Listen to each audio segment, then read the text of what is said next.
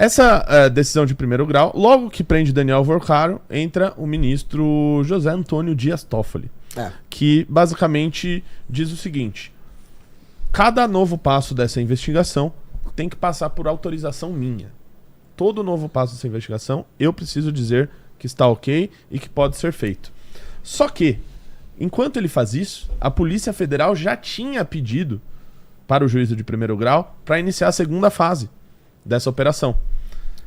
E aí o Toffoli toma para ele, a Polícia Federal, a Receita, o COAF não gostam disso e começam começam a se rebelar contra o STF. É a partir disso que vaza a informação de que a Viviane Barsi de Moraes, esposa do ministro Alexandre de Moraes, teria um contrato de 129 milhões de reais com o Banco Master, onde ela supostamente defenderia o Banco Master em cortes superiores.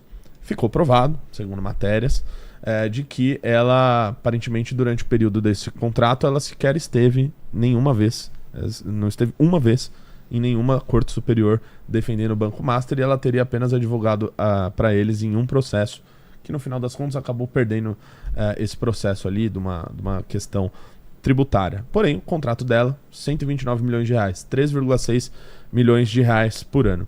Nesse meio tempo, por mês, perdão. Nesse meio tempo, vaza também a informação de que o ministro Dias Toffoli ele é frequentador de um resort que eu falei lá aqui no início, chamado Taiaia, que fica na cidade de Ribeirão Claro. E o ministro Dias Toffoli costuma ir muito para lá. Inclusive tem uma matéria que diz que ele esteve lá junto com o Beto Louco,